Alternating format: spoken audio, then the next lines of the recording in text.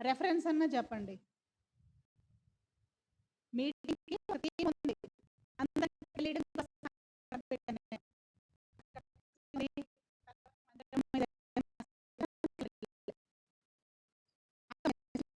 ఇప్పుడు కూడా చెప్పలేదు.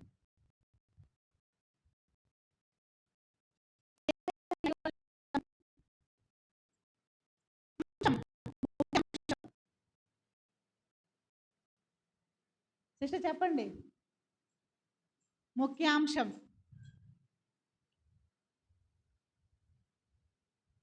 ఈ మార్కులన్నీ లావణ్యకేనా? ఎవరికి? మీరు కూడా చెప్పరా? మరక్కేది ఏది? మరక్క. ఎవరో చెప్పారు? ఎవరు చెప్పారు? చెయ్యెత్తాలి. ఓకే, చెప్పగలవా వాక్యం?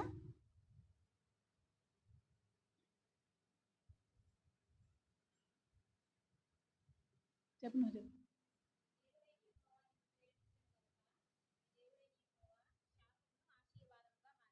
నీ నిమిత్తము ఆ శాపమును ఆశీర్వాదముగా మార్చను. నీ దేవుడైన యెహోవా నిన్ను ప్రేమించను గనుక నీ నిమిత్తము నీ దేవుడైన యెహోవా ఆ శాపమును ఆశీర్వాదముగా మార్చెను. సంఖ్యాకాండం 23:5. ద్వితీయోపదేశకాండం 23:5.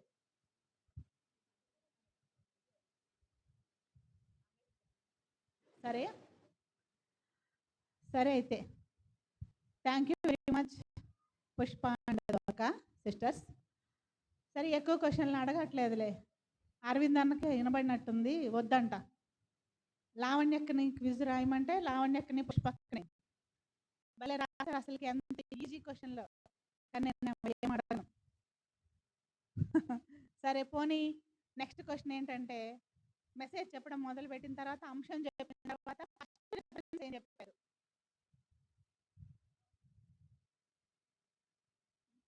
ఇంకొకరు ఛాన్స్ ఇద్దాం, ఒక నిమిషం ఆగండి. చెప్పు హరిత, చెయ్యొచ్చింది. ఫస్ట్ రెఫరెన్స్ పోనీ నేను చెప్పానా, మీరు రెఫరెన్స్ చెప్తారా? దేవుని ప్రేమించే వారికి చెప్పు. Very good, very good smiley. సరే, ఎవరు పాల్గొనట్లేదు? సీనియర్ సిటిజన్స్ అందరు నిద్రపోతున్నారా ఏంటి? పెద్దలు మీరు కూడా అక్క అనొచ్చు నన్ను. సరే అయితే నేను చాలా పెద్ద పెద్ద క్వశ్చన్లు రాశాను, ఒక్కటన్నా ఆన్సర్ చెప్పండి, నాకు కూడా తృప్తిగా ఉంటుంది. మరి బైబిల్లో భార్య పేరు లేకుండా గొప్ప కార్యాలు చేసిన స్త్రీలు 4 పేర్లు చెప్పారు అక్క. 4 పేర్లు చెప్పండి. ఆ భార్య పేరు లేదు, ఆయన భార్య అని చెప్పారు. ఏది? చెప్పు.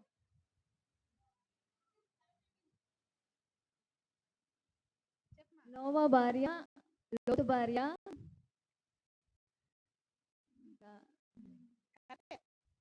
చెప్పు. యోసేపు భార్య.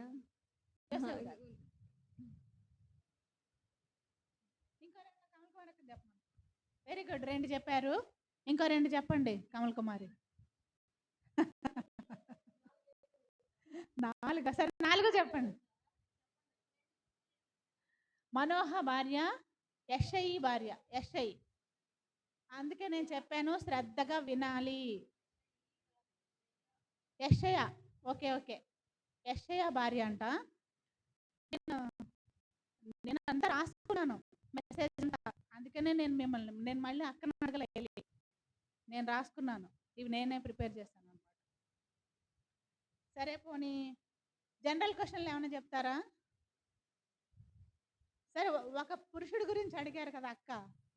ప్రసవ వేదన ఎప్పుడు స్త్రీలే పడుతుంటారని మనం అనుకుంటాము. బైబిల్లో ప్రసవ వేదన లాంటి ప్రార్థన చేసిన పురుషుడు అప్పుడున్నారు, ఆయన పేరేంటి? సరే చెప్పు. ఎలియా ప్రవక్త. సరే, వెరీ గుడ్, చెప్పారు. మంత్రసానుల పేర్లేంటి? వెనక్కెళ్ళు బంగారు, వెనక్కెళ్ళు.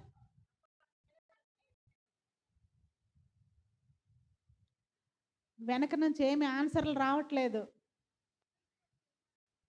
షిఫ్రా పూయ. వెరీ గుడ్ అక్క, థ్యాంక్ యూ.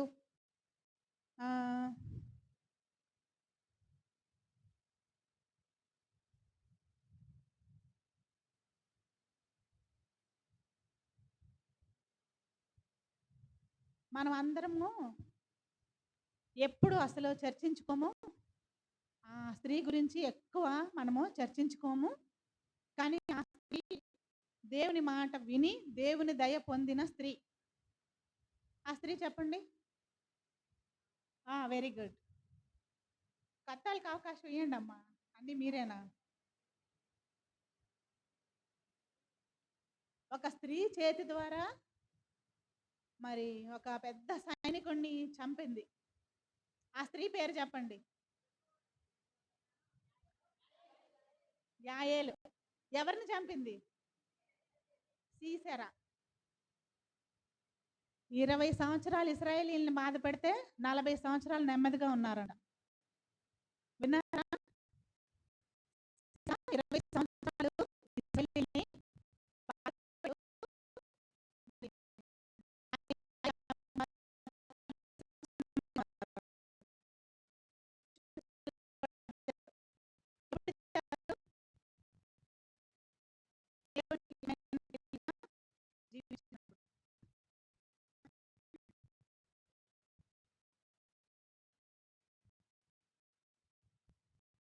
కుమారుల పేర్లు.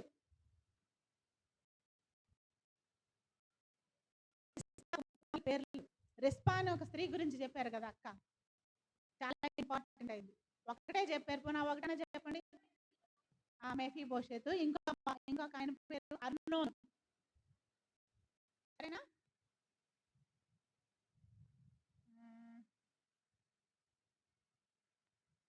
ఒక పెద్ద క్వశ్చన్ అడుగుతాను, అందరూ చెప్పండి. ಮತ್ತೆ ఈ మెసేజ్ అంతట్లో అక్క ఎంతమంది స్త్రీల గురించి చెప్పారు? ఎంతమంది స్త్రీలు? వెనక్కెళ్ళు. ఎవరెవరు ఎత్తుతున్నారు చూడు చేతులు. ఇంకెవరు? సరే, ధనమ్మ గారికి పుష్పకి ఒక ఆన్సర్ చెప్పారుగా, పేర్లు మొత్తం చెప్పాలా? చెప్పండి. 12 మంది స్త్రీలు. ఇంకా సరే, పేర్లు చెప్తారా పుష్పక్కకి? గబగబా, టైం అయిపోతుంది. ఇదే లాస్ట్ క్వశ్చన్. 14 మంది. 15 మంది.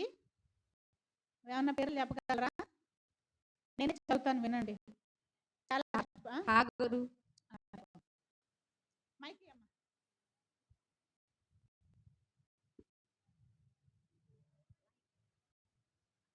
పదిహేను మంది.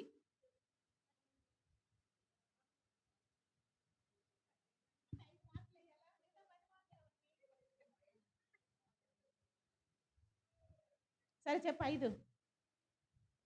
ఈ మైకి దగ్గరకు పెట్టుకో. స్టార్ట్. టైం చాలా ఇంపార్టెంట్. మెసేజ్ స్టార్టింగ్ నుంచి ఎండింగ్ వరకు చాలా మంది స్త్రీల గురించి చెప్పారు కదా. 15 మంది స్త్రీల గురించి అక్క మాట్లాడుతూ వచ్చారు. పేర్లు. అవ్వ గురించి, లోతు భార్య, నోవా భార్య, అన్న, మోషే వాళ్ళ అమ్మ.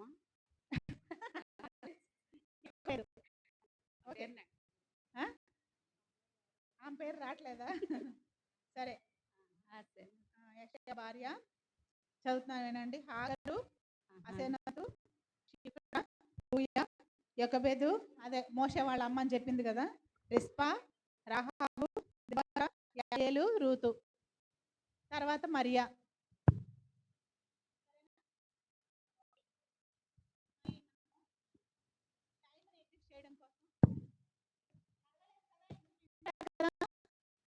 ఇంకెవరు నిద్రపోవద్దు. మరి ఒక మంచి సాక్ష్యం అరవింద్ అన్న పని కట్టుకొని పిలిపించాడు ఆ అక్కని. అందరు వచ్చారా? సరే విందాం. సాక్ష్యం.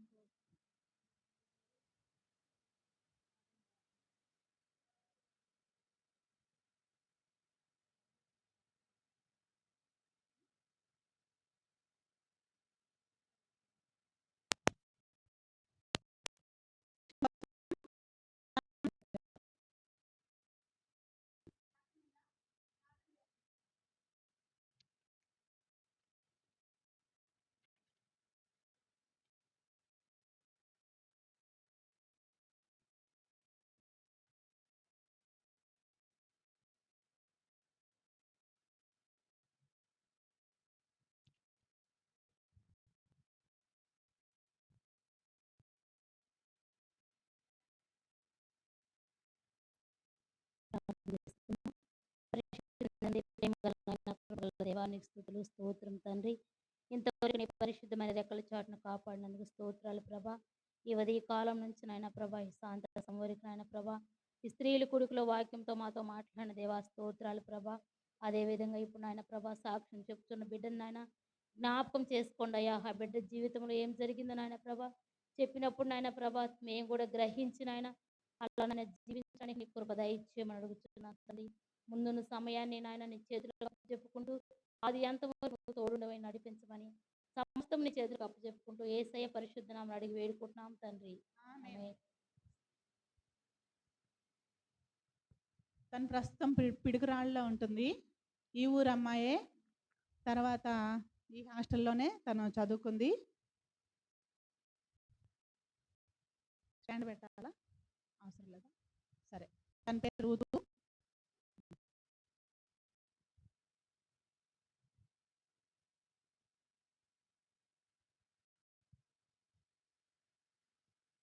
అందరికీ ప్రైజ్ లార్డ్. ప్రభువైన యేసుక్రీస్తు నామములో వాళ్ళకి ఇద్దరికి ప్రైజ్ లార్డ్. నా పేరు రూతు.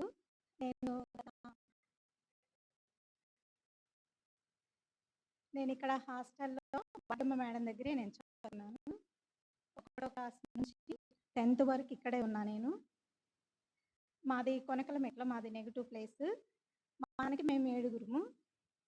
కానీ అంటే 4గురం ఇక్కడే హాస్టల్లో జాయిన్ అయ్యాము. వాళ్ళలో నుంచి దేవుడు నన్ను మాత్రమే తీసుకున్నాడు ఫస్ట్ రచనలోకి. అయితే మాది అన్యుల కుటుంబం అండి. మా తాత కూడా గుడిలో పూజారి. తన దగ్గరే ఉండి నేను కూడా అన్నీ చేస్తూ ఉంటాను. నేను మొక్కని దేవుడు అంటూ లేడు. అంటే సృష్టింపబడిన ప్రతిదాన్ని నేను మొక్కాను, కానీ సృష్టికర్తను నేను మొక్కలేదు.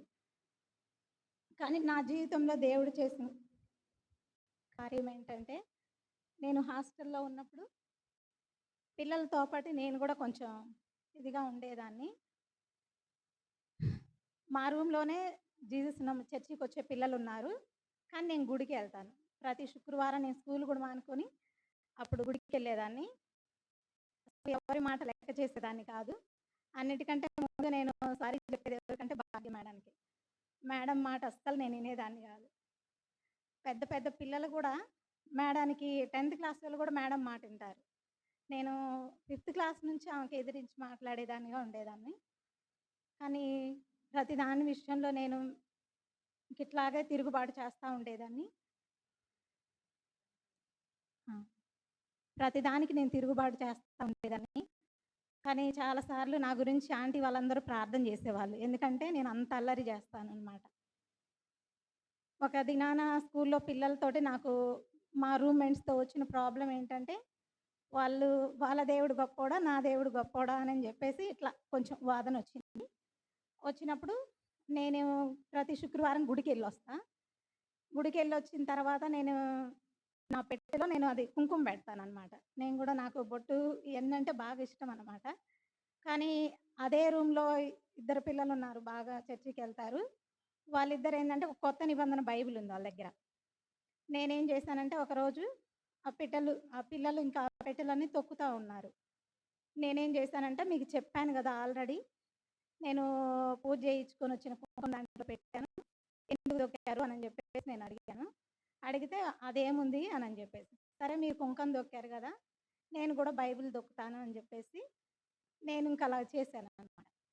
అలా చేసిన ఒక్క నెలకి నాకు కాలికి ఒక చిన్న గాయమైంది. ఆ గాయం కాస్త కాలు తీసి కాలు పెట్టలేనంత అయింది. కానీ నేను ఆ బైబిల్ తొక్కాను అని నేను గ్రహించలేదు. ఇంకా అరికాల్లో 2 అరికాల్లో చీము రక్తం. ఇంకా అప్పుడు నేను 7th క్లాస్ ఇక్కడే ఎస్టీ కాలనీలో చదువుతున్నా నేనప్పుడు. ఇక్కడ స్కూల్లో మేడం ఏమన్నారంటే, "అమ్మ హాజరేస్తాము" అని అన్నారు. ఇంక హాస్టల్‌లో వాళ్ళు వార్డెన్ మేడం వాళ్ళన్నారు, "ఇక్కడ ఉంటే పిల్లలకి వచ్చిద్దనో ఏమో తెలీదు గానీ ఇంటికి పంపించారు." ఇంక ఇంటికెళ్ళిన తర్వాత అప్పుడు ఆ సంవత్సరంలో పబ్లిక్ ఎగ్జామ్ ఉంది. 7th కూడా పబ్లిక్ అనమాట. ఇంక ఇంటికెళ్ళాను. ఇంటికెళ్తే మా అమ్మ, మా నాన్న వాళ్ళేం చేశారంటే, "నాకు ఇంతమంది పిల్లలున్నారు గదా! నీ ద్వారా మళ్ళీ పిల్లలకి గూడా వస్తది కాబట్టి" అని